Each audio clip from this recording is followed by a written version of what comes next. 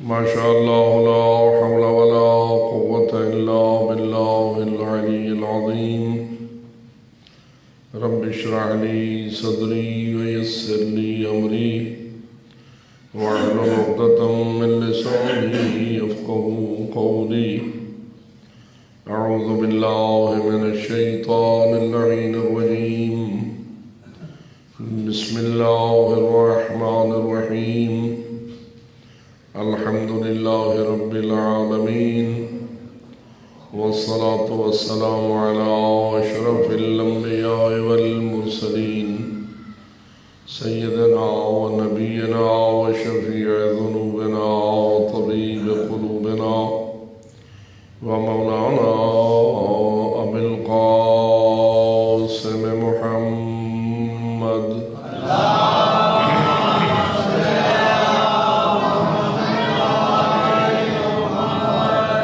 والصلاة والسلام على أهل بيته الطيبين الطاهرين المعصومين الغر الميامين المنتجبين المكرمين الذين قال الله تعالى في شأنهم: إنما يريد الله ليذهب عنكم الرجس أهل البيت ويطهركم تطهيرا.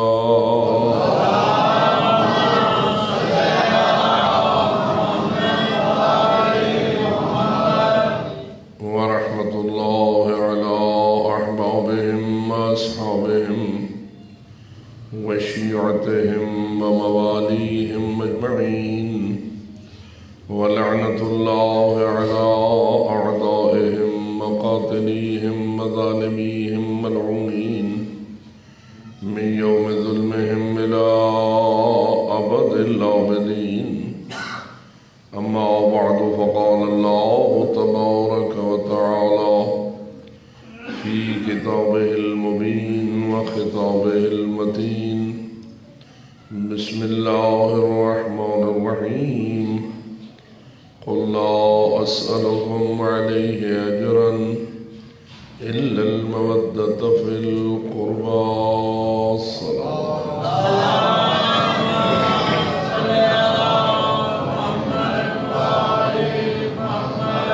نعرہ تکبیر، نعرہ رسالت، نعرہ حیدری، نعرہ صلوات.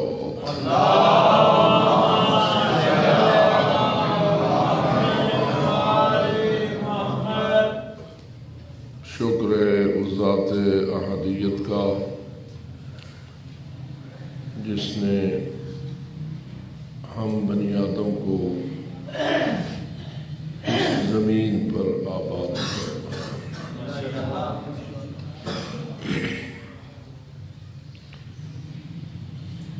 آدم علیہ السلام کی تخلیق سے پہلے اللہ نے ملائکہ کو اپنے منصوبے کی اطلاع دیتے ہوئے فرمایا: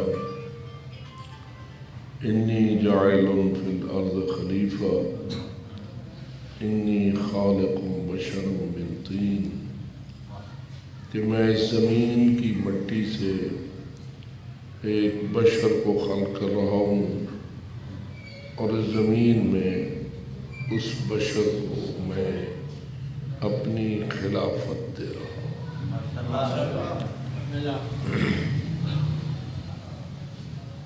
واضح ہے کہ اللہ کا جو پروگرام ہوتا ہے اس کے بارے میں ہمارا عقیدہ کیا ہے. وہ بعد کو بنتا ہے یا پہلے سے بنا ہوا ہوتا ہے. ایک صلوات پڑھیں.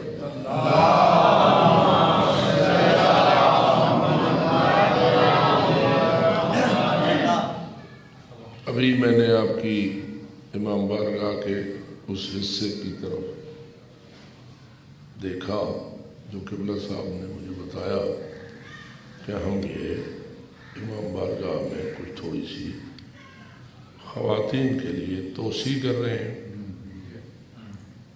انشاءاللہ اس کو بنا رہے ہیں۔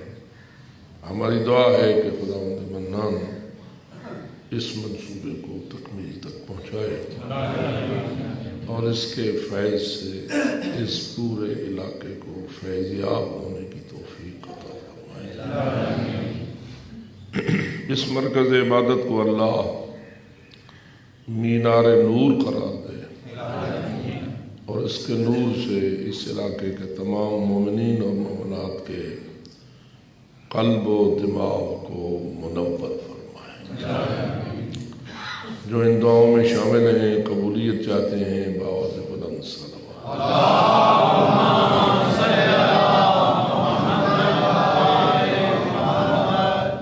اس پروگرام کو دیکھ کر ایک بات روشن ہوتی ہے، ہمارے جو منصوبے ہوتے ہیں وہ حالات اور ضرورت کے مطابق گھٹتے اور بڑھتے رہتے ہیں۔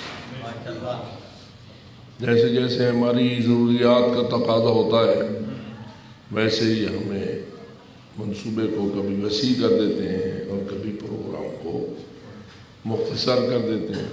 سسٹم ہے اپنی ضروریات، حاجات اور حالات کے مطابق اپنے معاملات کو نبھانا، یہ ہمارا کام ہے۔ میرا سوال آپ سے یہ تھا کہ اللہ کے بھی تو منصوبے ہیں، اللہ کے بھی تو پروگرام ہیں، جیسا کہ وہ ملائکہ سے اپنے پروگرام کا اظہار کر رہا تھا کہ انی خالق بشرا من طین، کہ میں اس زمین کی مٹی سے ایک بشر کو خلق کرنے والا ہوں۔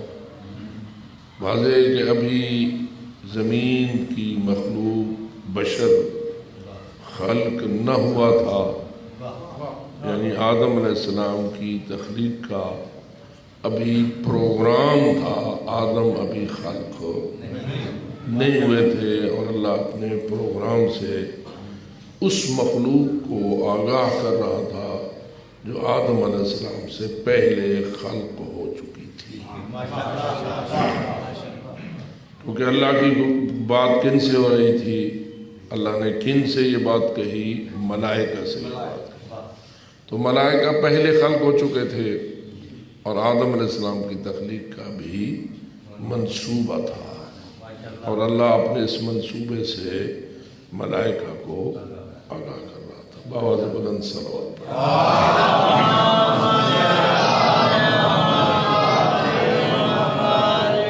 اس مقام پر جو سوال میں کر رہا تھا وہ یہ، کیا الہی منصوبے اور الہی پروگرام بھی اسی طرح ہوتے ہیں کہ حالات، ضروریات اور احتیاجات کے تحت بنتے ہیں، یا اس کے پروگرام ازل سے ہوتے ہیں؟ سوال میرا سمجھ لیا؟ چونکہ پہلا تو عقیدہ ہمارا یہ ہے کہ اللہ ازل سے ہے، اللہ ہمیشہ سے ہے۔ میں آج کل تھوڑی کوشش کر رہا ہوں کہ اپنی مجلس میں کچھ نہ کچھ توحید کو بھی حصہ دوں،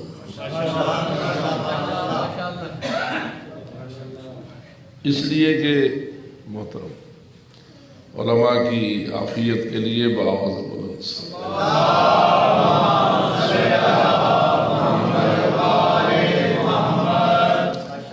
اس لیے کہ آپ خود سمجھدار ہیں، آج کل میری دانست میں حالات ایسے ہو گئے ہیں کہ سب سے زیادہ حملہ عقیدہ توحید پہ ہو رہا ہے۔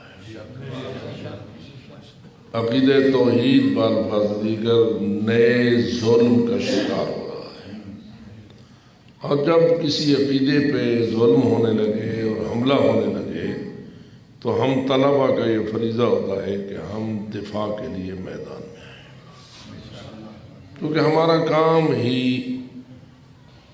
نظریات باطل کا مقابلہ کرنا ہے اور عقائد حق کا دفاع کرنا ہے۔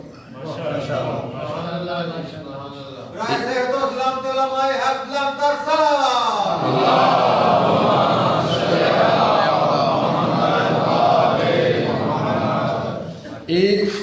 ہوتی ہے جو ملک کا دفاع کرتی ہے، ایک فورس ہوتی ہے جو دین کا دفاع کرتی ہے۔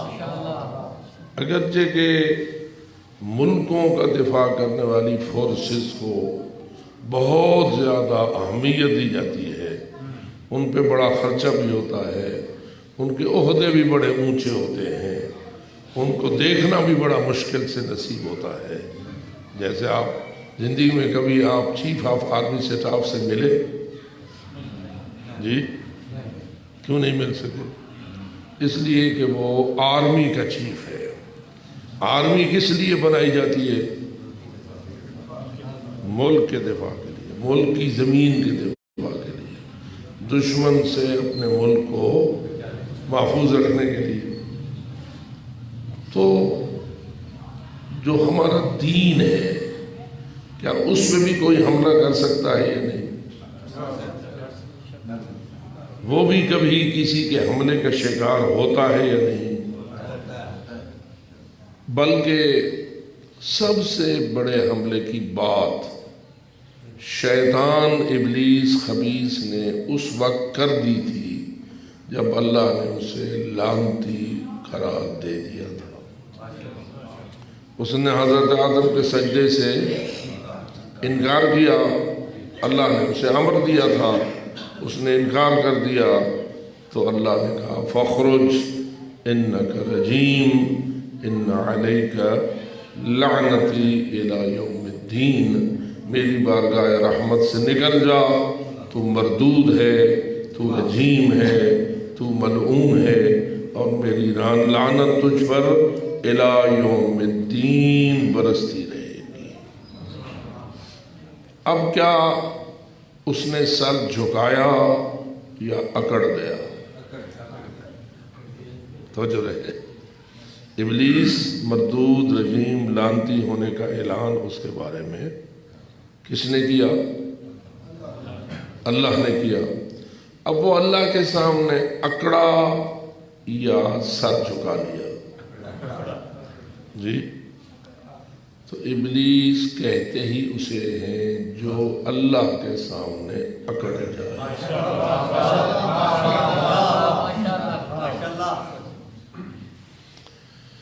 اس کے بعد اس کے دل میں تو یہ بات تھی، یا اس کے اندر تو یہ منصوبہ تھا کہ جس کی وجہ سے مجھے لعنتی قرار دیا گیا ہے، میں اس کی اولاد سے اپنے لعنتی ہونے کے پورے بدلے لوں گا۔ لیکن ظاہراً یہ بات اس کے سامنے روشن تھی، اور جانتا اور مانتا تھا کہ میری زندگی اور موت کا مالک وہ ہے جس نے مجھ پہ لعنت کر دی ہے۔ ایسا ہی ہے یا نہیں؟ ابلیس کا نظریہ کیا تھا؟ جس اللہ نے مجھے رجیم قرار دیا ہے، مردود قرار دیا ہے، ملعون کہہ دیا ہے، اور یوم الدین تک لعنت برسنے کا اعلان کر دیا ہے، کیا میری موت و حیات کا وہی مالک ہے یا کوئی اور ہے؟ ابلیس کا نظریہ اپنی موت و حیات کے بارے میں کیا ہے؟ تھوڑا سا آپ بھی میرے ساتھ ساتھ دیں۔ اچھا، ہم اپنے بارے میں سوال کریں پہلے، ہماری موت و حیات کس کے ہاتھ میں ہے؟ ابلیس کی موت و حیات کس کے ہاتھ میں ہے؟ ابلیس خود مانتا کیا ہے؟ اگر یہ نہ مانتا ہوتا تو سب سے پہلے بارگاہ الہی میں یہ التجا یا درخواست نہ کرتا کہ انذرنی الی یوم یبعثون، اے اللہ مجھے مہلت دے اس وقت تک جب تک تو قبروں سے مردوں کو اٹھائے گا۔ یہ کس سے مانگ رہا ہے؟ اللہ سے۔ یعنی اللہ سے کیا مانگ رہا ہے؟ زندگی مانگ رہا ہے، چھوٹی سی یا بڑی سی؟ کتنی بڑی؟ ہمارے بارے میں تو اللہ کا فیصلہ یہ ہے کہ تمہیں 50 60 70 80 زیادہ سے زیادہ 100 سال تک زندگی دیتا ہے۔ اس سے زیادہ زندگی عموماً ہم انسانوں کو زمین پر بہت کم نصیب ہوتی ہے، کیونکہ 100 سے اوپر ہونا خاصا کم ہو جاتا ہے۔ اور میں کبھی جب بھی مجلس میں جاتا ہوں دیکھتا ہوں کوئی 100 سال والا بیٹھا ہے تو 100 سال والا مجلس میں کوئی نظر، کیونکہ 100 سالہ بزرگ پہلے تو 100 سال تک پہنچتا کوئی نہیں، اگر پہنچ بھی جائے تو اتنا بوڑھا، مزمحل، بوسیدہ، کمزور اور مشکلات کا شکار ہو جاتا ہے کہ اب وہ مجلسوں تک آنا اور جانا اس کا بھی ممکن نہیں رہتا۔ تو 100 سالہ زندگی ہم انسانوں کے لیے اللہ نے اس زمین پر تقریباً اتنی ہی رکھی ہے، اس سے زیادہ بہت کم ہے۔ لیکن ابلیس کیا مانگ رہا ہے؟ زندگی دے، اور کتنی دے؟ وہ جب تو قبروں سے یعنی حشر تک، یوم محشر تک مجھے زندگی دے۔ مانتا ہے تو مانگ رہا ہے، یا موت و حیات کے بارے میں نہیں مانتا اور مانگ رہا ہے؟ کیا مانتا ہے؟ کہ میری زندگی کا مالک بھی اللہ ہے اور میری موت کا مالک بھی۔ اب بتائیے اگر کوئی یہ بھی نہ مانے،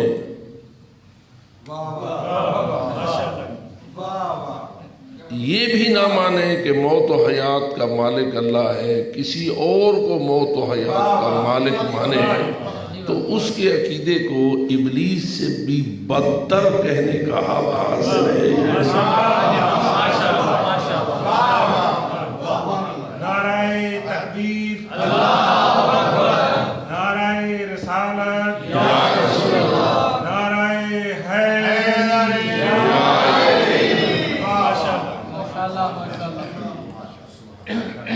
یہ عقیدہ تو کنفرم، اس میں کوئی لچک کی گنجائش نہیں ہے کہ موت و حیات کے نظام کا بنانے والا اللہ ہے، اور ہر ایک کی زندگی کی مدت اور اس کی موت کے لمحے کا فیصلہ کرنے والا بھی۔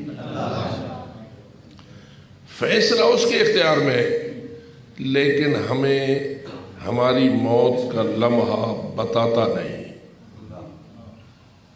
لیکن ہم سب کا عقیدہ یہ نہیں کہ موت پر حق ہے، یقینی ہے یا شک ہے؟ جی، مرنا یقینی ہے یا شک ہے؟ اچھا، جس کو اپنی موت کا یقین ہے وہ ایک صلوات پڑھے۔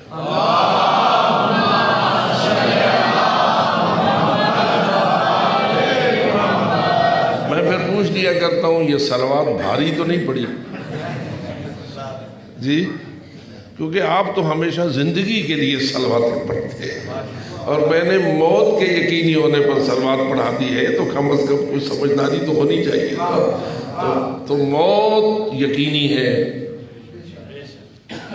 دو طرح سے یقینی نظر آئی ہے۔ ایک تو اس لحاظ سے کہ پریکٹیکل تجربہ بتا رہا ہے کہ موت آ رہی ہے اور ہر زندہ مر رہا ہے۔ یہی وجہ ہے کہ اس پریکٹیکل تجربے نے بڑے سے بڑے منکرین خدا کو بھی موت کے ماننے پر مجبور کر دیا ہے۔ کوئی بڑے سے بڑا ہی منکر اور کافر کیوں نہ ہو، نہ اللہ کو مانے، نہ اللہ کی ذات مانے، نہ اس کے صفات مانے، نہ اس کے اختیار مانے، نہ اس کی نبوت کو مانے، نہ اس کی رسالت کو مانے، نہ اس کے کسی دین کو مانے، بالکل لا دین لا مذہب دہیا کچھ بھی ہو، پھر بھی آخر اسے کہنا پڑتا ہے کہ مرنا ضرور ہے۔ یعنی معلوم ہوا کہ اللہ نے موت کا ایسا مضبوط اور اٹل نظام بنایا ہے کہ کوئی زندہ اپنی موت سے انکار اس کے لیے کوئی قرآن کی ضرورت نہیں، کوئی حدیث کی ضرورت نہیں، کسی نبی کی ضرورت نہیں، کسی رسول کی ضرورت نہیں، خود موت خود کو خود منوا لیتی ہے۔ موت کا سسٹم ہی ایسا ہے کہ وہ اپنے آپ کو منوا لیتی ہے۔ माओ ज़ेडोंग मान गया, चू एन लाई मान गया, खुरुश्चीफ मान गया, हेगल मान गया, जितने भी बड़े बड़े फ़िलासफ़र गुजरे और जिन्होंने नए नए निज़ाम बनाए और नए नए सिस्टम ईजाद किए और सिस्टम पर कम्युनिज़म बना, सोशलिज़म बना, कैपिटलिज़म बना, पता नहीं क्या क्या बलाएँ बनती रहीं और टूटती रहीं और नाकाम होती रहीं, लेकिन इस बात में किसी को शक करने की गुंजाइश न हुई कि मौत अटल है। लेकिन हमें भी अल्लाह ने अपने कुरान में कहा, नबी की ज़ुबान से कहा, कुल्लु नफ्सिन ज़ाइक़तुल मौत, यानी इसकी शरई दलील भी मौजूद है, इसकी अक़ली दलील भी मौजूद है, प्रैक्टिकल तजर्बा इसका गवाह है। लेकिन है मौत का लम्हा, मरने वाले का मौत का लम्हा कौन सा है, इसका हमें पता है जी? पता नहीं है कि मैं कब मरने वाला हूँ, मेरा आखिरी सांस कब होना है, मेरी मौत कब आनी है, इसका हम में से किसी को पता नहीं। ये पता है कि मरना है, कब मरना है ये पता नहीं है। ये क्यों नहीं है हमें पता? तो जवाब ये है, जिसके हाथ में मौत का इख्तियार है उसने ये बताना पसंद नहीं किया।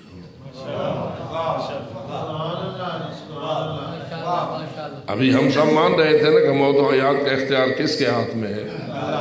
पहली बात यह है कि क्या अल्लाह खुद जानता है कि किसका लम्हा है, मौत कौन सा है?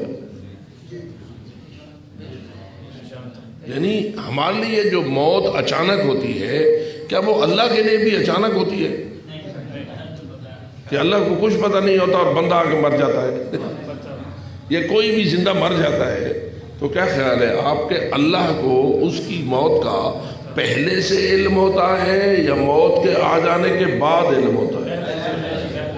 हमें तो चलो आ जाने के बाद इल्म होता है और अल्लाह को पहले से इल्म होता है। अल्लाह तो आलिम है ना, हर जिंदा की मौत के आखिरी लम्हे का वो आलिम है।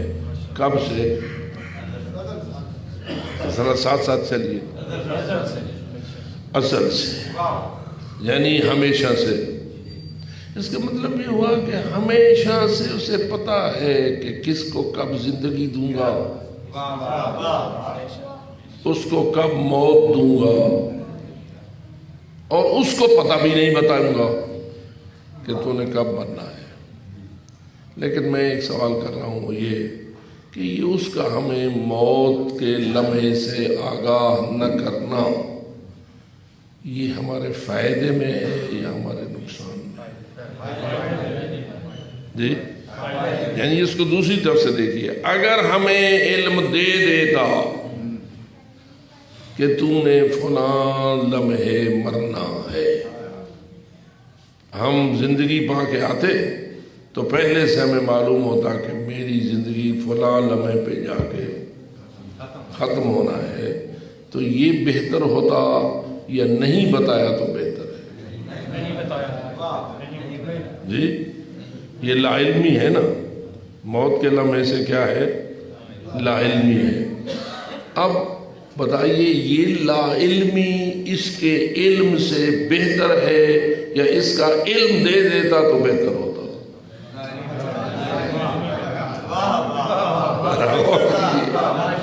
इल्म को नूर कहने वालों और जहालत को तारीकी कहने वालों, इल्म के डोंगरे बरसाने वालों और जहालत की बड़ी मुखालफत करने वालों, जरा यहाँ तो बोलो। यहाँ तो तुम लाइल्मी को मौत के लम्हे के इल्म से बेहतर कह रहे हो, और ये लाइल्मी किसने रखी? अल्लाह ने रखी। इसका मतलब ये हुआ कि वो वहाँ इल्म देता है जहाँ हिकमत इल्म देने की होती है, वहाँ लाइल्मी रखता है जिसकी हिकमत लाइल्मी में होती है।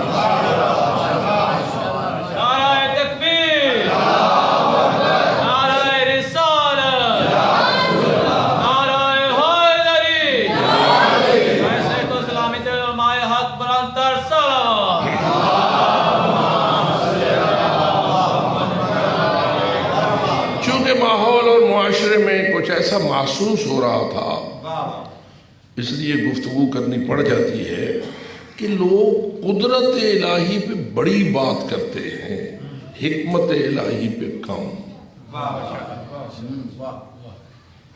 ان اللہ علی کل شیء قدیر کی طرف زیادہ متوجہ ہے، لیکن ان اللہ حکیم علیم،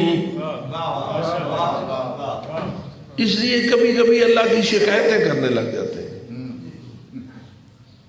سمجھ آئیے میری بات؟ مثلا اگر کسی خاتون پر، خاتون کی یہ صورت ہو، ایک بیٹی پیدا ہو، پھر دوسری پیدا ہو، پھر تیسری پیدا ہو، پھر چوتھی پیدا ہو، پھر پانچویں پیدا ہو، تو بتاؤ اس خاتون کی ویلیو اس کے اپنے گھرانے میں ڈاؤن ہوتی ہے یا اپ ہوتی ہے؟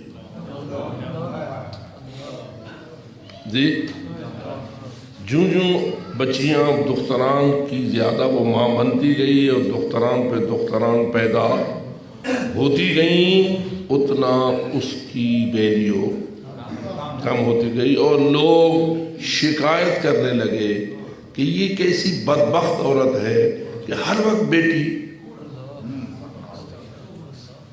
اور آپ دیکھتے ہیں ہمارے ماحول میں تو کبھی ساس لڑ رہی ہے، کبھی شوہر لڑ رہا ہے، کبھی طلاقیں ہو رہی ہیں، کبھی جھگڑے ہو رہے ہیں، کبھی رسیمے ہو رہے ہیں، کبھی جل نکل جاتا ہوں تو ہر وقت بیٹی کی ماں بن جاتی ہے۔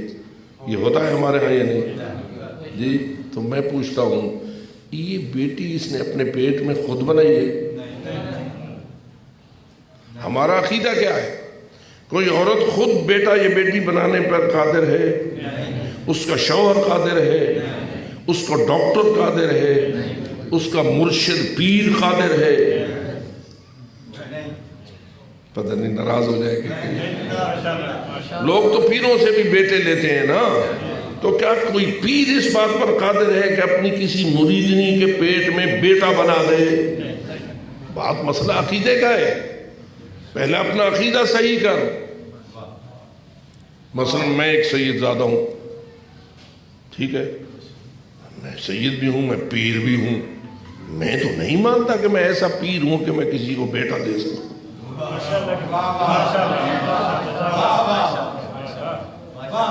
50 سال کا حسینیت کا خدمت گزار بھی ہوں،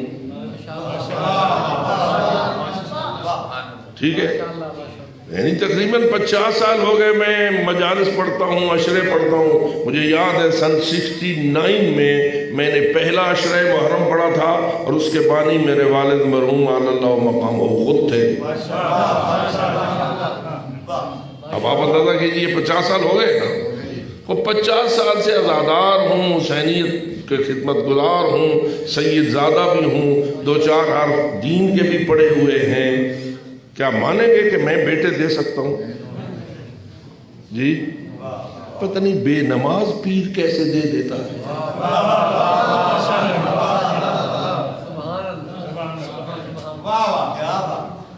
تو یہ فیصلہ یہ کس کا ہے، بیٹے دے یا بیٹیاں دے؟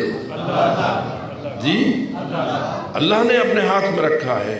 اب وہ کہیں بیٹے دیتا ہے، کہیں بیٹیاں دیتا ہے، کہیں زیادہ بیٹے دیتا ہے، کہیں زیادہ بیٹیاں دیتا ہے، کہیں بالکل نہیں دیتا ہے۔ اس کا کون سا فیصلہ بہتر ہوتا ہے؟ جی، یا کون سا فیصلہ صحیح ہوتا ہے؟ ٹھیک ہے، بیٹوں پہ بڑے خوش ہوتے ہو، بڑے عیدیں مناتے ہو، بڑی دعوتیں کرتے ہو، بہت کچھ کرتے ہو جب بیٹا پیدا ہوتا ہے، لیکن ذرا اپنا عقیدہ تو بتا۔ میں بیٹے کی پیدائش پر تجھے خوشی سے نہیں روکتا، لیکن اتنا تو بتا تیرا عقیدہ کیا ہے، بیٹے دینا کس کا اختیار ہے؟ اور اگر تو بیٹا مانگے وہ بیٹی دے دے، ایسا ہوتا ہے یا نہیں؟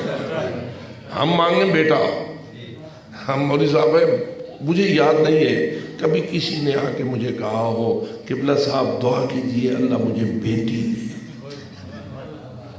شاید قبلہ صاحب کو کہتے ہو، عموماً لوگ کس کی دعا منگواتے ہیں؟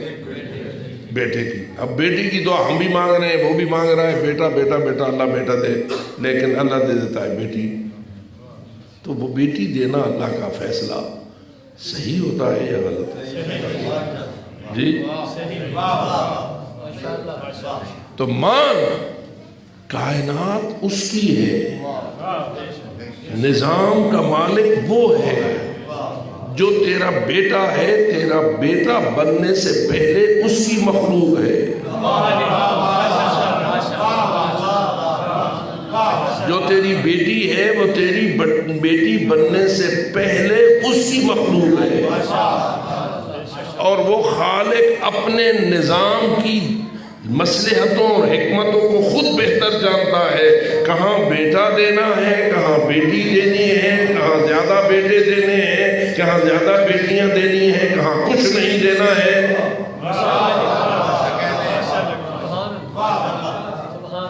اس لیے میں اگلے دن بھی کہہ رہا تھا وہ سب کچھ کر سکتا ہے لیکن سب کچھ کر نہیں دیتا ہے، کرتا وہی کچھ ہے جو اس کی حکمت نعرہ تکبیر، اللہ اکبر، نعرہ رسالت، یا رسول اللہ، نعرہ حیدری، اور اس کا جو علم ہے وہ ازل سے ہے یا بعد کو سے حاصل ہوا ہے؟ جی خود کب سے؟ اس کی ذات بھی ازل سے ہے اور اس کا علم جی یہاں ذرا فرق کرنا اور سمجھنا اہل بیت کی توحید کیا ہے اور غیروں کی توحید کیا ہے۔ یہ باتیں بسا اوقات بہت کم مجلس میں بیان کرنے کا موقع ملتا ہے لیکن کبھی کبھی آ جاتی ہے۔ اللہ کا جو علم ہے اور جو اللہ کی ذات ہے یہ دونوں ایک ہیں یا علیحدہ علیحدہ؟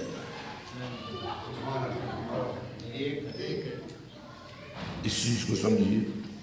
مثلا پہلے اپنے بارے میں ہم سوچیں، ہم آ گئے تھے اس دنیا میں، ہمیں اپنا علم بھی نہ تھا،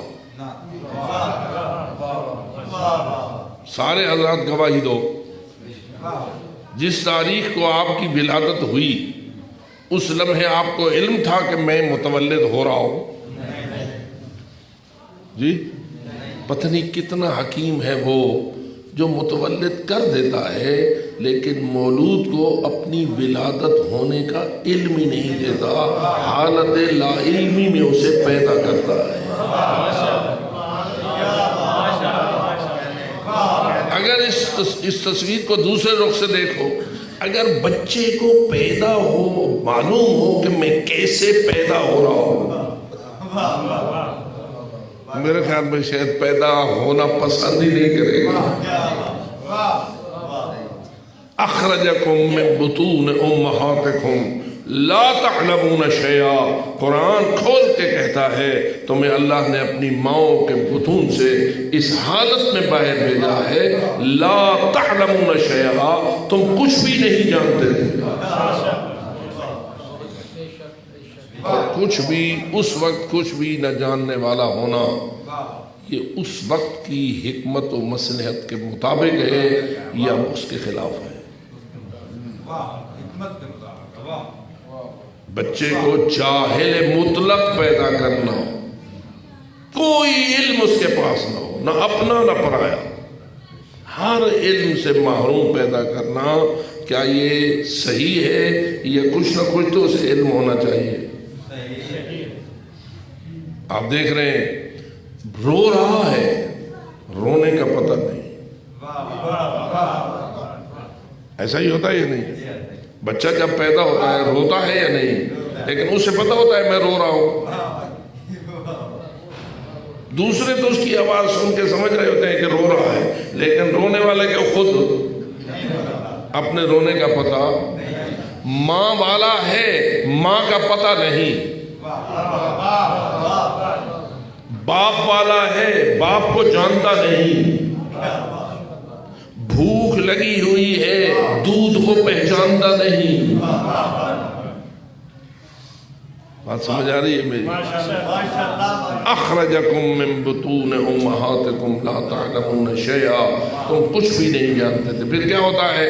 آہستہ آہستہ اس کے شعور کا بٹن دبتا ہے اور وہ شعور میں آنے لگتا ہے۔ کیسے آتا ہے؟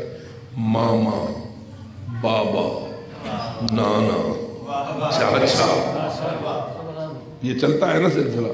وہ مائیں سکھانا شروع کرتی ہیں اور اس کا شعور بھی آہستہ آہستہ ڈیولپ ہوتا ہے. پھر وہ پہچانتا ہے یہ اماں ہے، یہ ابا ہے، یہ نانا ہے، یہ دادا ہے. ایسا ہوتا ہے یا نہیں؟ بچوں کو پالنے والے ہو.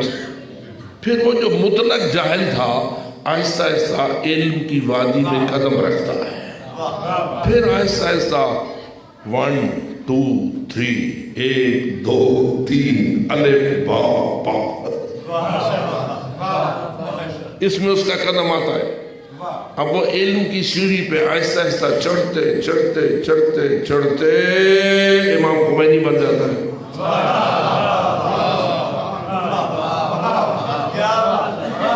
علم کی سیڑھی پر چڑھتے چڑھتے چڑھتے کائنات کا بہت بڑا سائنسدان بن جاتا ہے. علم کی چوٹیوں پہ پہنچتا ہے.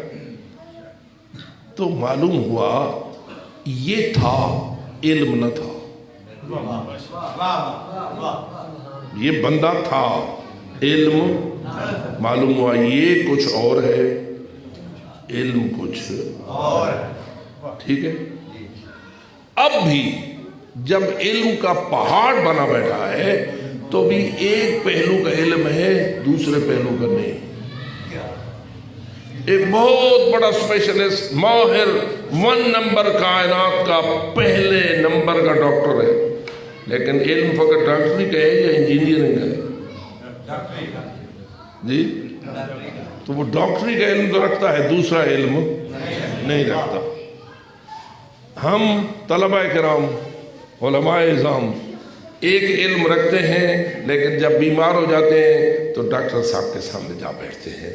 ڈاکٹر صاحب کوئی دوائی دو. تو بہت بڑا علامہ صاحب ہے، تم تو علامہ فہامہ پتہ نہیں حجت الاسلام والمسلمین آیت اللہ عظمیٰ، کیا کیا تیرے ساتھ القاب لگتے ہیں، لیکن تو ایک ڈاکٹر کے پاس جا بیٹھا ہے کہ میرے سر میں درد ہے. تو معلوم ہوا تیرا علم اور ہے، ڈاکٹر کا علم وہ ایک اور علم ہے، یہ ایک اور علم ہے. تو اپنے علم میں اس کا محتاج نہیں، تو وہ تو اس کے علم کا محتاج ہے. اچھا یہاں ایک نقطہ اور بھی سامنے آ جائے. جب ہم ڈاکٹروں کے پاس جاتے ہیں تو کہیں ہم ان کے مقلد تو نہیں بن جاتے.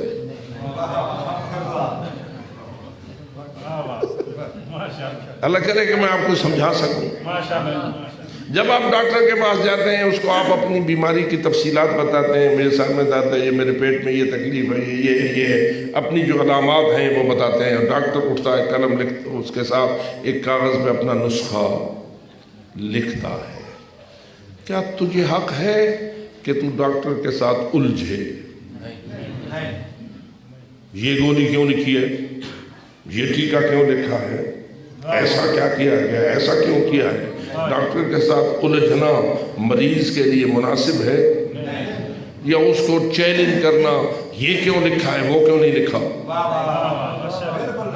جی کیا کرنا ہے تو نے یہ کچھ کرنا ہے. جو وہ لکھے گا سر تسلیم خم، وہ کہے گا جناب میرے ساتھ الجھنے کا کوئی فائدہ نہیں، یہ میں نے لکھ دیا ہے، جاؤ استعمال کرو اور پھر دیکھنا. یہ کہ میں نے کیوں لکھا ہے، کیوں نہیں لکھا، یہ میرے علم کا نچوڑ ہے، تجھے ماننا پڑے گا. تو کیا خیال ہے، یہ سارے ہم لوگ ڈاکٹروں کے مقلد بن جاتے ہیں یا نہیں؟ تقلید کسے کہتے ہیں؟ کسی کی بات بغیر دلیل کے ماننے. کسی کی بات بغیر دلیل کے، یہ دنیا میں بھی چلتا ہے تو دین میں بھی چلتا ہے. پتہ نہیں بات سمجھ آ رہی ہے یہ؟ وہ اپنے میڈیکل علم کا ماہر ہے، تو اس کا مقلد بن. وہ دین کے علم کا ماہر ہے، وہاں بھی اس کا مقلد بن. دنیا کے علم میں تو وہاں اس کو چیلنج نہیں کرتا، دین کے علم میں نخرہ کرتا ہے.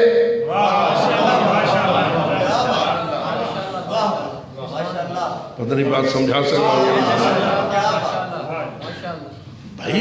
مثلا ہم جماعت تھے کچھ نوجوان، جب ہم مڈل سکول ہائی سکول میں پڑھتے تھے ہم جماعت تھے، پھر کیا ہوا ہم دینی تعلیم میں آ گئے، وہ میڈیکل لائن میں چلے گئے، وہ MBBS اسپیشلسٹ ڈاکٹر بن گئے، ہم چھوٹے سے مولوی بن گئے۔ اب کیا ہوتا ہے جب ہمیں تکلیف ہوتی ہے ہم ان سے نسخہ لکھواتے ہیں، جب انہیں دین کے مسئلے کی ضرورت ہوتی ہے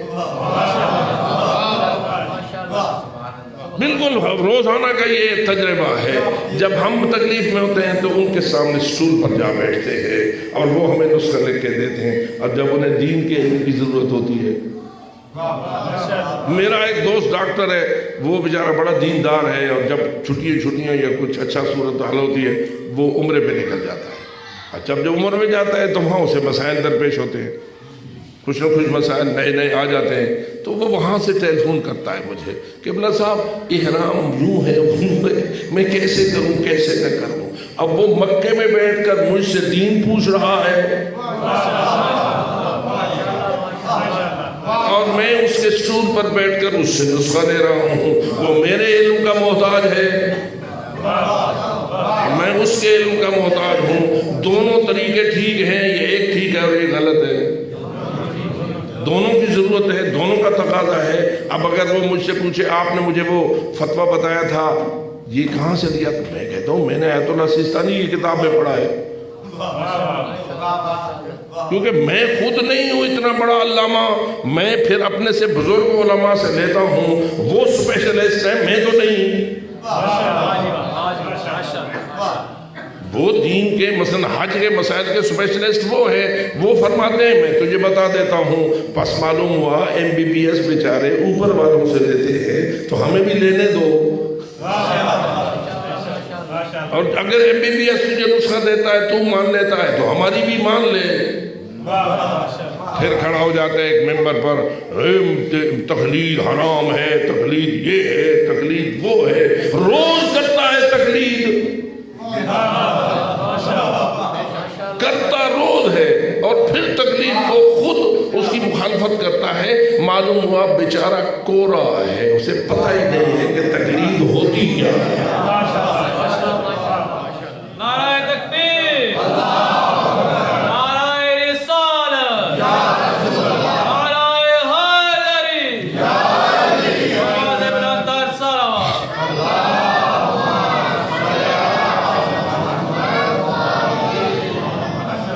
یہ جو ہوتے ہیں درخان مستری، ان کے تجربے کے ہم محتاج ہوتے ہیں یا نہیں؟ جی ہم نے مکان بنانا ہے تو ہم خود بخود سب کچھ حل کر لیتے ہیں یا کچھ ان سے فائدہ اٹھاتے ہیں؟ اور بالکل جو آرکیٹیکٹ ہوتے ہیں ان سے نقشہ بنوانے کا اٹھاتے ہیں، جو اسپیشلسٹ ہوتے ہیں تعمیرات کے یا علم انجینئرنگ کے، ان کے پاس جاتے ہیں، وہ کہتے ہیں نہیں جی شریعہ اتنا پڑے گا، اتنا نہیں پڑے گا، کیوں بے وقوفی کر رہے ہو؟ ہمیں کئی مرتبہ ہمارے وہ آ کے کہتے ہیں بھئی یہاں یہ 6 سوتر کا نہیں پڑے گا، یہاں 3 سوتر کا پڑے گا، یہ تمہیں کس بے وقوف نے کہہ دیا ہے؟ تو جو ماہرین کہتے ہیں ہم ان کے سامنے سر جھکا لیتے ہیں، یہ نہیں کہتے ہیں کہ میں علامہ صاحب ہوں، میں کیسے تیری بات مانوں، کیونکہ نہ مجھے کہنے کا حق ہے نہ وہ میری بات سنتا ہے، یعنی وہ مجھے کہے گا جس علم کے تم علامہ ہو وہ علم اور ہے، اس علم کا میں علامہ ہوں۔ تو یہاں معلوم ہوا کہ علم اور ہے، ہم اور ہیں۔ اب ذرا اپنے اللہ کے بارے میں بتا، تیرا اللہ بھی پہلے علم نہ رکھتا تھا پھر عالم ہوا،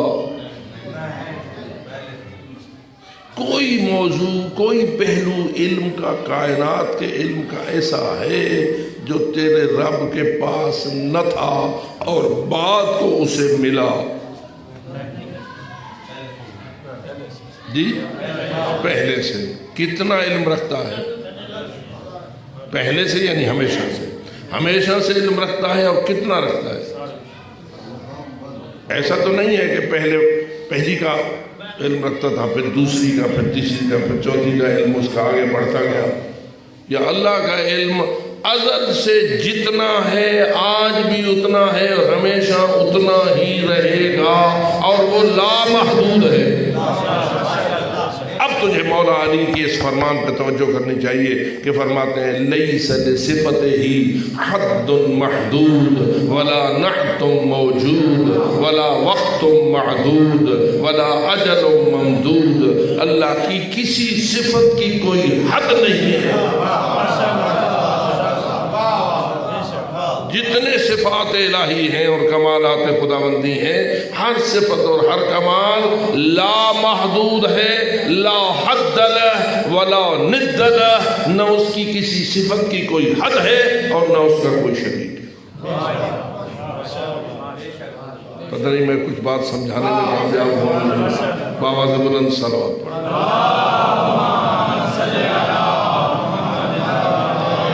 بس اللہ کا ہر کمال لا محدود ہے یا محدود ہے، اس کی قدرت، اس کی حکمت، جی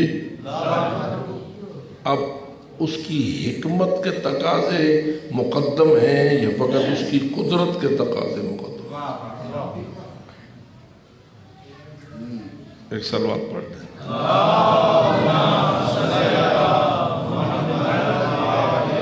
تھوڑا سا عقیدہ توحید کی گتھیوں کو سلجھانے کے لیے ذہن حاضر ہونا چاہیے۔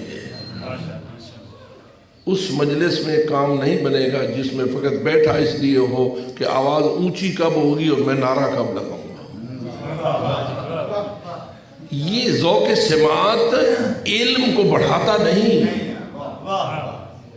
پہلے سمجھو پھر گاتو، پہلے فہم مجلس پھر اپریشیٹ کرو۔ تو سمجھنے کی ضرورت ہے توحید کے مسائل کو یا نہیں؟ تو اس لیے توجہ کے ساتھ سمجھیے، اللہ میں نے عرض کیا وہ ہر سب کچھ کر سکتا ہے، لیکن کرتا وہی کچھ ہے جو اس کی حکمت کے مطابق ہوتا ہے۔ کوئی بھی بات جو اس کی حکمت کے خلاف ہو تو لاکھوں مرتبہ اس سے مانگ، تو کروڑوں قرآن سر پہ اٹھاؤ، تو لاکھوں مرتبہ آل محمد کا وسیلہ لے جاؤ، لیکن نہ آل محمد تیرا وسیلہ بنیں گے، اس لیے کہ آل محمد اس کی حکمت کو جانتے ہیں۔ اس لیے روایات میں یہ بات آئی ہوئی ہے کہ جو معصوم امام ہوتا ہے اس کے قلب کو اللہ اپنی حکمت کا ظرف بناتا ہے۔ میرا لفظ آپ تک پہنچا یا نہیں پہنچا؟ حدیث کا معنی ہے کہ امام کا جو قلب ہوتا ہے وہ اللہ کی حکمت کا برتن ہوتا ہے۔ یعنی کیا مطلب؟ امام کو پتہ ہوتا ہے کون سی بات میں حکمت ہے اور کون سی بات میں حکمت نہیں۔ اب اگر تو جائے مولا علی یا علی مدد اور مطالبہ ایسا کرے جس میں علی دیکھیں کہ اللہ کی حکمت اس میں ہے ہی نہیں، بات سمجھ آ رہی ہے مجھے؟ تو درخواست لے جائے، بے شک لے جا، لیکن تو ایک ایسا مطالبہ علی کی خدمت میں پیش کر رہا ہے کہ آپ میری شفاعت فرمائیے، میری سفارش فرمائیے تاکہ میرا یہ مطالبہ پورا ہو جائے، اور علی جانتے ہیں کہ یہ تیرا مطالبہ غیر حکیمانہ ہے، تو کیا وہ تیری شفاعت کریں گے؟ تیرے لیے درخواست کریں گے؟ یہ ان کی شان کے ہی خلاف ہے، ان کی شان کے، کیونکہ یہ حکمت کے خلاف ہے، اور اللہ نے گویا قسم کھائی ہوئی ہے کہ میں اپنی حکمت کے خلاف کوئی اقدام نہیں کروں گا، کیونکہ حکمت کے خلاف اقدام کرنا کسی نادان کا کام ہوتا ہے۔ اللہ تو علی جیسے دانا کا خالق ہے۔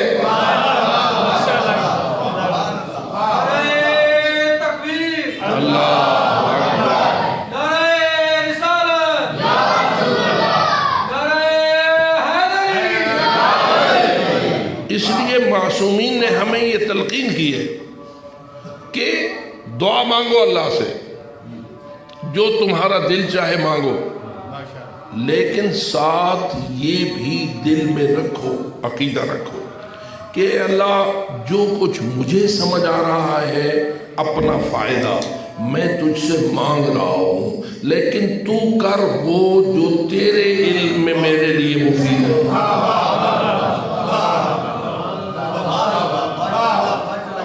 اگر دل ہوگا اور عقیدہ ہوگا کہ میں تو اپنے علم کے مطابق مانگتا ہوں، مجھے جو سمجھ ہے، مجھے جو عقل ہے، میں اس کے مطابق تجھ سے ایک مطالبہ کر رہا ہوں، لیکن اے اللہ چونکہ تو علیم بذات ہے اور تو ہر چیز کو بہتر جانتا ہے، محیط علی کل شیء ہے، تو فائدہ اور نقصان سب سے بہتر جانتا ہے، لہذا میں نے اپنی سوچ کے مطابق تجھ سے التجا کر دی، آگے تو کر وہ جو تیرے علم میں میرے لیے مفید ہو۔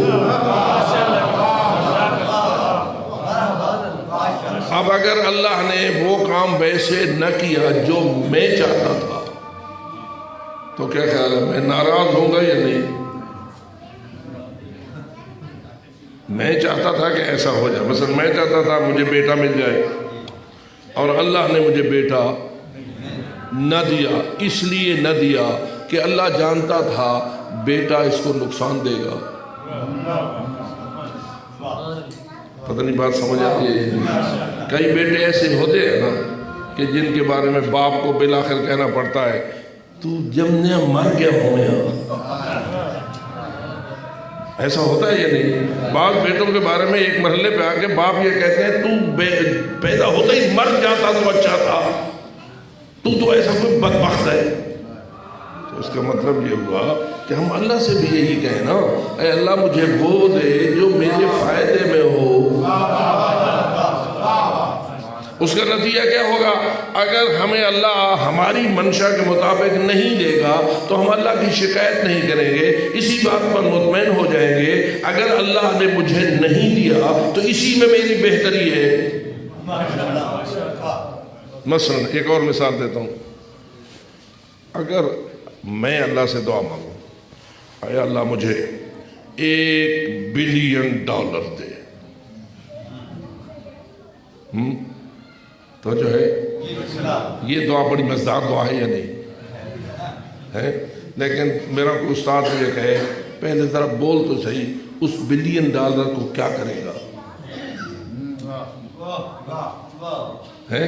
اور میں کہوں کہ میں مثلا ایک سینما کھولوں گا، میں ایک ایسا کاروبار کروں گا، اور پیسے پہ پیسہ بڑھاؤں گا، کچھ سود پہ چلا دوں گا، کچھ یہ کر دوں گا، وہ کر دوں گا، تو میرا جو نیک استاد ہوگا وہ کہے گا تیری یہ دعا اللہ کرے کبھی قبول نہ ہو، کیونکہ تجھے یہ پتہ ہی نہیں ہے کہ دولت مانگنے کے لیے تو کیا نیتیں بنائے ہوئے ہے، تو جہنم خرید کر رہا ہے۔ $1 بلین مانگ کر جہنم خرید کر رہا ہے یا جنت جانا چاہتا ہے؟ تو تیرا اگر منصوبہ ہی جہنمی ہے تو تجھے اللہ کیوں $1 بلین دے؟ میں آپ سے پوچھتا ہوں اگر آپ کو $1 بلین مل جائے ہر ایک کو تو کیا کرو گے؟ اب سوچنا پڑ جائے گا آپ کہ $1 بلین مل جائے تو میں راستے میں ایک بچے سے کہہ رہا تھا، وہ کہہ رہا تھا مجھے فلانا پلاٹ مل جائے، دوسرے نے کہا فلانا پلاٹ ملے گا تو کیا کرے گا؟ میں فوراً اسے بیچ دوں گا اور 40 لاکھ کی ایک گاڑی خرید کر دوں گا۔ اچھا، میں نے کہا اس گاڑی کو کیا کرے گا؟ پھر میں ریٹ پر چلاؤں گا۔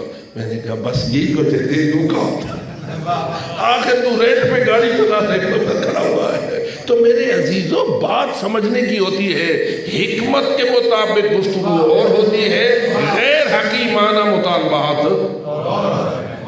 اور اس لیے آپ پوری زندگی معصومین کے لمحے لمحے پہ نظر ڈالیں تو آپ کو دلیل اور یقین ہو جائے گا اس بات کا کہ کسی معصوم نے کبھی اللہ سے کوئی ایسا مطالبہ نہیں کیا جو حکمت کے خلاف ہو۔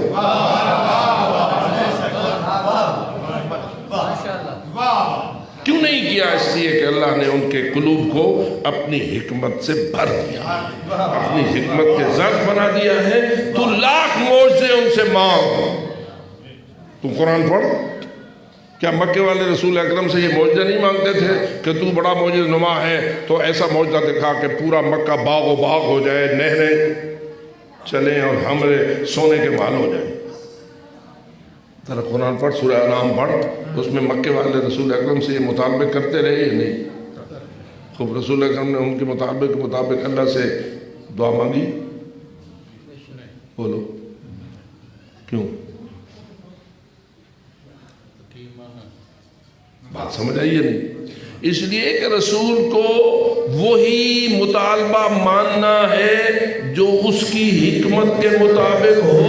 اگر حکمت کے خلاف کوئی کہے اس کو مسترد تو کر سکتے ہیں، حکمت کے خلاف درخواست نہیں کر سکتے، کیونکہ اس سے رسول کی ویلیو ڈاؤن ہوتی ہے، رسول کی ویلیو محفوظ نہیں رہتی. رسول کی گفتگو میں حکمت ہو تو رسول ہے.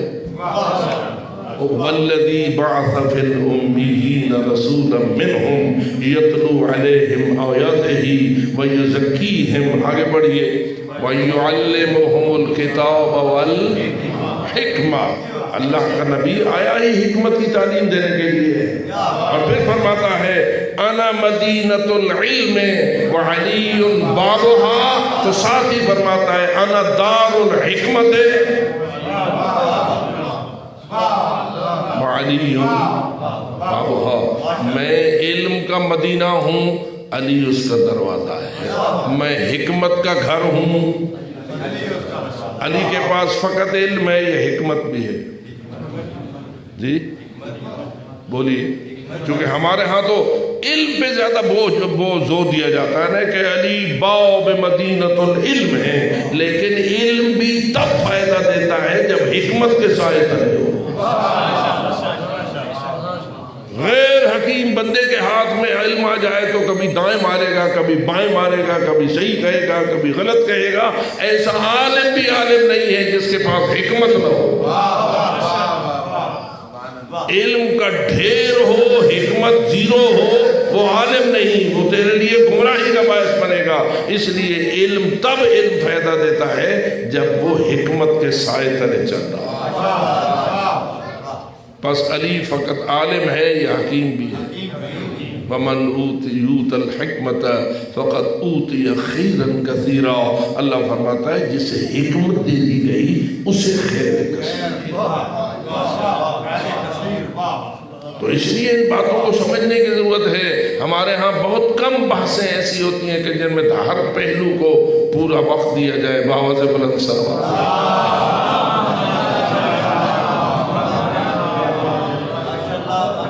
ہمارے لوگ بھی بسا اوقات ایسے سوالات اٹھا لیتے ہیں کہ جن سوالات کے جوابات میں ان کو متوجہ کرنا پڑتا ہے. بابا تیرا سوال جو ہے وہ غیر حکیمانہ ہے، حکمت کے مطابق گفتگو اور ہوتی ہے، اور غیر حکیمانہ سوچیں اور ہوتی ہے. شیعہ وہ ہوتا ہے جو دروازے علم کبھی گدا کر ہو تو باب الحکمت کبھی گدا کر ہو.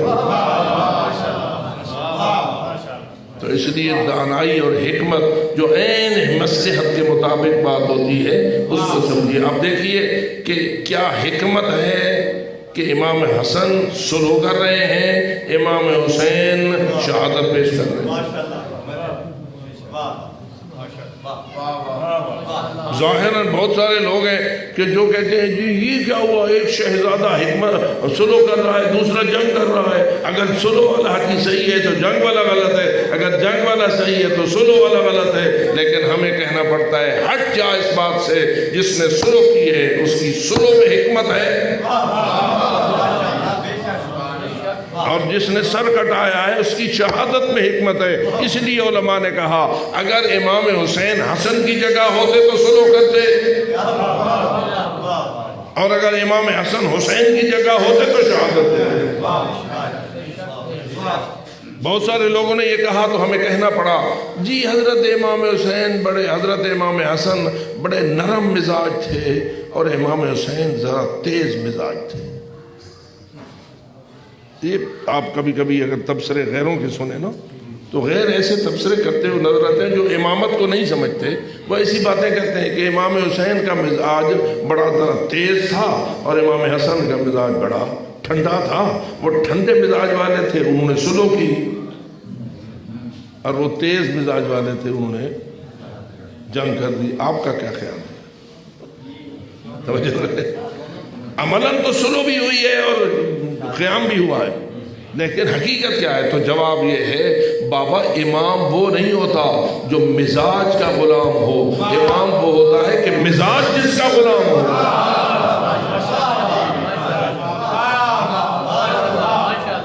یہ تو کبھی فلانا بھائی ٹھنڈا ٹھنڈا ہے، فلانا بھائی گرم ہے، فلانا بھائی سخی ہے، فلانا بھائی کنجوس ہے۔ ایک ہی باپ کے بیٹے ہوتے ہیں، کہتے ہیں جی وہ بڑا، اس کا ہاتھ بڑا تنگ ہے، وہ بڑا مٹھی گھٹ کے چلتا ہے، اور وہ بڑا کھلا اور سخی ہے۔ تیرے میرے اندر تو ہو سکتا ہے کہ کوئی کیسا ہو، کوئی کیسا ہو، لیکن امام ایسا نہیں ہوتا۔ اس لیے میں نے یہ جملہ کہہ دیا کہ امام مزاج پہ قابو رکھتا ہے، مزاج امام پہ غالب نہیں آتا۔ حضرت ایک امیر المومنین نے کیا کیا انداز اپنایا، مکے میں کیسے تھے، مدینے میں کیسے تھے، وفات رسول کے بعد کیسے تھے، اپنی حکومت کے وقت کیسے تھے۔ علی کب سے شیر خدا تھے؟ ذرا تھوڑا سا میرے ساتھ چلیے، میں چونکہ سوال کرتا ہوں تاکہ آپ کو سوچنے کا موقع ملے۔ علی شیر خدا ہیں کب سے؟ حضرت سے۔ تو مکے میں کیا تھا؟ مکے میں شیر خدا تھے، تو پھر سارے بیچارے مسلمان مکہ چھوڑ کے جا رہے ہیں حبشہ، چلے گئے یا نہیں؟ ان کا سالاری کون کر رہے تھے؟ حضرت جعفر طیار۔ ٹھیک ہے، کس نے بھیجا؟ نہیں، حبشہ کس نے بھیجا؟ پاک رسول نے بھیجا۔ سب کو کہا کہ حالات تمہارے لیے ٹھیک نہیں ہے، یہاں تمہیں ہر وقت تنگ کیا جاتا ہے، مارا پیٹا جاتا ہے، تمہاری بےزتی توہین ہوتی ہے، اور وہاں نجاشی بادشاہ کم ہے تو کافر لیکن عادل تو ہے، ظالم تو نہیں نا، تم وہاں چلے جاؤ۔ اور حضرت جعفر طیار کو ان کا سالار بنا دیا، اور وہ کاروان لے کے حبشہ چلے گئے۔ میں کہتا ہوں یا رسول اللہ، آپ کے پاس شیر خدا نہیں ہے؟ تھے شیر خدا علی اس وقت بھی یا نہیں؟ تو کیا رسول پاک حکم نہیں دے سکتے تھے شیر خدا اب لے تلوار، نکال ذوالفقار، اور یہ جو میرے کلمہ پڑھنے والوں کو ذلیل و خوار کر رہے ہیں اور تنگ کر رہے ہیں، ان کی سر کو بھی کر۔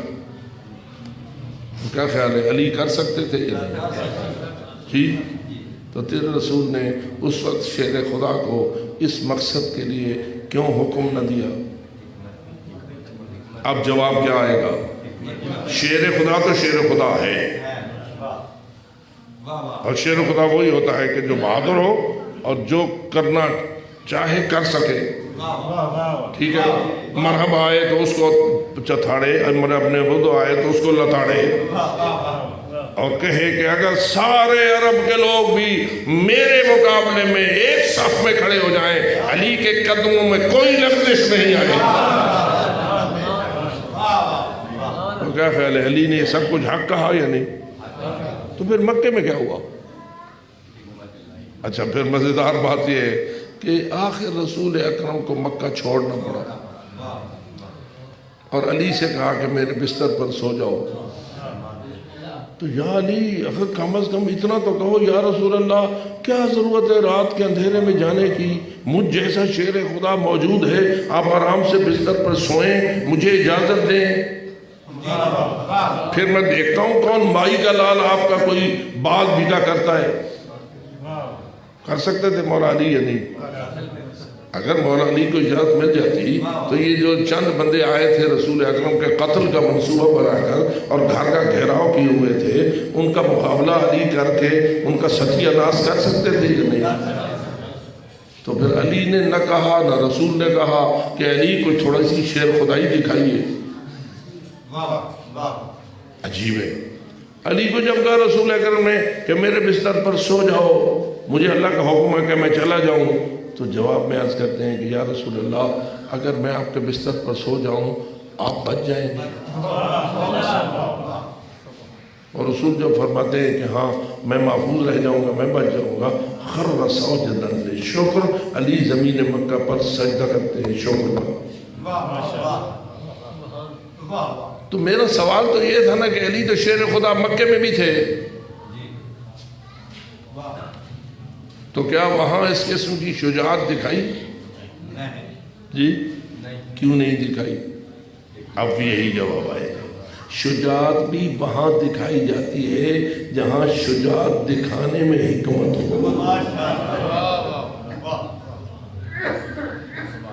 اب آپ بی بی طاہرہ کے حوالے سے دیکھ لیں، جب لوگ دروازے پہ تھے دھمکی دے رہے تھے گھر کو آگ لگانے کی، یہ کون سا گھر تھا اور یہ دروازہ کون سا تھا؟ کسی سے چھپی ہوئی بات نہیں ہے، سارے مانتے ہیں کہ اس دروازے پہ رسول رک کر کرتے تھے السلام علیکم یا اہل بیت النبوہ انما یرید اللہ لیذہب عنکم الرجس اہل البیت ویطہرکم تطہیرا۔ روایات کہتی ہیں کہ دروازے رسول اور دروازے مسجد کے درمیان زہرا کا دروازہ تھا، جب رسول مسجد کو جانا چاہتے تھے تو دروازے پہ رک جاتے تھے، دروازے کے کیواڑوں کو پکڑ لیتے تھے، رخ در زہرا کی طرف ہوتا تھا اور پڑھتے تھے السلام علیکم یا اہل بیت النبوہ، اور پھر پڑھتے تھے انما یرید اللہ لیذہب عنکم الرجس اہل البیت ویطہرکم تطہیرا۔ جاتے ہوئے بھی یہی عمل دہراتے تھے، پھر مسجد سے فارغ ہو کر واپس آتے تھے تو یہی عمل دہراتے تھے۔ میں کبھی کبھی سوال کرتا ہوں یا رسول اللہ، اگر آیت تطہیر بیٹی کو سنانا ہے تو گلی میں کیوں پڑھتے ہو؟ اندر چلے جاؤ، گھر آپ کا اپنا گھر ہے، بیٹی کا گھر ہے، اندر جاؤ، بیٹی کے سر پہ دست شفقت رکھو، آیت تطہیر کی تلاوت کرو، سلام پیش کرو، پھر واپس آ جاؤ۔ یہ کیا طریقہ ہے کہ اندر نہیں جاتے ہو، گلی میں کھڑے ہوئے ہو، جاتے ہوئے بھی پڑھ رہے ہو، آتے ہوئے بھی پڑھ رہے ہو، 5 نمازیں ہیں تو 10 مرتبہ روزانہ آپ در زہرا پہ آیت تطہیر کی تلاوت کر رہے ہو، اور بعض روایتیں کہتی ہیں 8 مہینے بعد، 9 مہینے بعد، 6 مہینے ذکر کرتی ہیں کہ رسول اس عمل کو دہراتے رہے۔ میں پوچھتا ہوں یا رسول اللہ، آخر اندر کیوں نہیں جاتے؟ گلی میں ایسا کیوں کر رہے ہو؟ تو رسول کا عمل مجھے پکار کے کہے گا میں بیٹی کو سنانے کے لیے نہیں پڑھ رہا، میں اپنی امت کو سمجھانے کے لیے پڑھ رہا ہوں، کیونکہ اس امت کے مومنین آ رہے ہیں، جا رہے ہیں، نماز کا وقت ہے، نمازی آ رہے ہیں، نمازی جا رہے ہیں، سارے مدینے والے ہیں۔ ان مدینے والوں کو سکھانا اور سمجھانا چاہتا ہوں، اس دروازے کی عزت کرنا، اس گھر کا احترام کرنا، ان اہل البیت کی عزت کو مت بھولنا، ان کی شان کو طاقت نسیاں کے حوالے نہ کرنا۔ یہ وہ ہستیاں ہیں کہ انما یرید اللہ لیذہب عنکم الرجس اہل البیت ویطہرکم تطہیرا۔ میرے دوستو، رسول اکرم نے کتنی محنت کی، رسول اکرم نے کتنی زحمت کی، اپنی بیٹی اور اس گھر کی عظمت کو امت کے سامنے روشن کرنے کے لیے کتنی کوشش کی کہ جب سے آیت تطہیر نازل ہوئی تب سے رسول پریکٹیکل طور پر ایسا کرتے رہے، اور ہر روز 10 مرتبہ دروازہ زہرا پہ رک کے آیت تطہیر پڑھتے رہے۔ لیکن میں پوچھتا ہوں، اس دروازے کی پھر کیا عزت ہوئی؟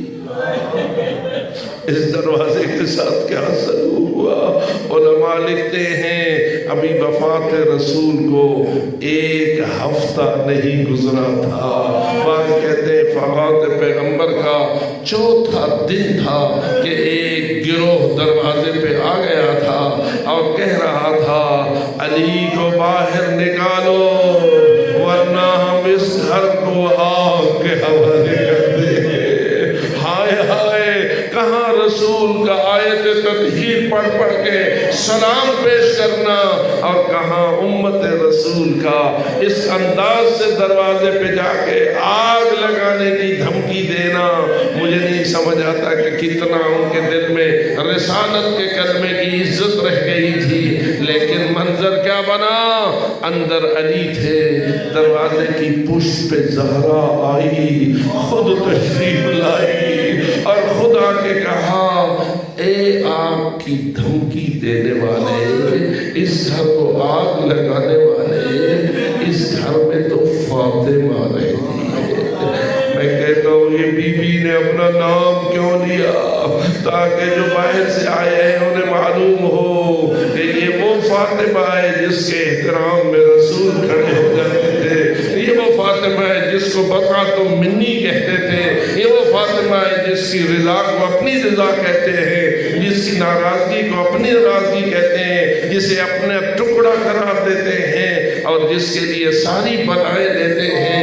لیکن تمہارے دل میں اب زہرا کا یہی مقام رہ گیا ہے کہ وہ کہتی ہے کہ اس کا تو آگ لگاتے ہو جس میں فاطمہ رہتی ہے، لیکن دل سوراخ ہوتا ہے جب یہ سنتے ہیں کہ باہر والے نے کہا وَإِن، اگر رہتی ہے تو رہتی رہے، اگر گھر میں زہرا رہتی ہے تو رہتی رہے، ہمیں اس کی کوئی پرواہ نہیں ہے۔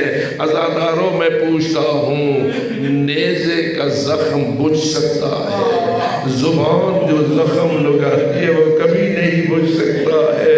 جراحات السنان لها التیام ولا یلتام ما جرح اللسان، نیزوں کے زخم منتمل ہو جاتے ہیں لیکن زبان جو زخم لگاتی ہے وہ کبھی منتمل نہیں ہوتے ہیں۔ خدا جانے زہرا تیرے جگر کو کتنا زخمی کیا گیا، اور تیری معنوی اذیت کو انسان کیسے اس کا وزن کرے۔ یہی وجہ ہے کہ باہر سے جب کسی نے کہا وَإِن، رہتی ہے تو رہتی رہے، تو اندر سے زہرا کی چیخ بلند ہوئی اور آواز آ رہی تھی وَأَبْتَا یا رسول اللہ، ہائے میرے بابا، ہائے اللہ کے رسول بابا، ماذا لقینا بعدک، ہم تیرے بعد کیا کیا دیکھنے میں مجبور ہو گئے، کن حالات کا شکار ہم ہوئے۔ لیکن عزاداروں بات کیا دھمتی تک رک گئی نہ، روایت کہتی ہے آگ لگی بھی ہے، دروازہ جلا بھی ہے، دروازے کو دھکا بھی ملا ہے، اور نتیجہ یہ نکلا ہے کہ بنت رسول، جگر گوش ہے رسول، بضعۃ الرسول، در و دیوار میں اتنی پھسی ہے اور اتنی پھچی ہے کہ آواز آئیے فضا حلمی الی وسندینی الى صدرک انہم قتلوا ما فی احشائی، آؤ فضا مجھے سنبھالو، مجھے سینے کی ٹیک دے کے بٹھاؤ، انہوں نے میرے پیٹ کی امانت کو قتل کر دیا ہے، انہوں نے میرے بدن کی امانت کو قتل کر دیا ہے۔ عزاداروں، جس خاتون کے رحم میں 6 مہینے کا محسن ہو اور اسے دروازے کی ایسی ضرب لگے کہ وہ در و دیوار میں پھس جائے اور ایک مجمع اس دروازے سے اندر جائے، تو ذرا بتا بی بی پردہ بچائے، جان بچائے، بیٹا بچائے، کرے تو کیا کرے۔ یہی وجہ ہے کہ روایت کہتی ہے بی بی بیٹھتی زمین پہ بیٹھ گئی اور کہہ رہی تھی آؤ فضا مجھے سنبھالو، انہوں نے میرے محسن کو شہید کر دیا ہے، لیکن آؤ بتاؤ کیا وہ مجمع رک گیا؟ کیا انہیں زہرا کا احترام کیا؟ کیا انہیں بطول کے دردوں کا احساس کیا؟ خدا جانے وہ لوگ کیسے تھے جو رش کر کے اندر داخل ہو گئے۔ زہرا دیوار در و دیوار کے اندر تھی، آپ خود ہی جائزہ لیجئے، دروازہ کئی لوگ اس میں سے رش کر کے گزر رہے ہو اور بی بی اس دروازے کے پیچھے چھپ بھی رہی ہو اور اس کے اوپر ظلم بھی ہو رہا ہو، اور پھر ظلم بالائے ظلم یہ ہے کہ گئے اور اندر جا کر مولا علی کو گردن سے پکڑ لیا۔ کوئی کہتا ہے اس تلوار کے نیام کے رسی کو گردن میں ڈھالا، کھینچنے لگے کہ آپ تجھے بیعت کرنا ہے، اس وقت زہرا کو اپنے درد بھول اٹھی اور جا کے علی کے کمر بند میں ہاتھ ڈالا اور فرمایا خلو عن ابن عمی، میرے چچا زاد کو چھوڑ دو، میرے چچا زاد کو چھوڑ دو۔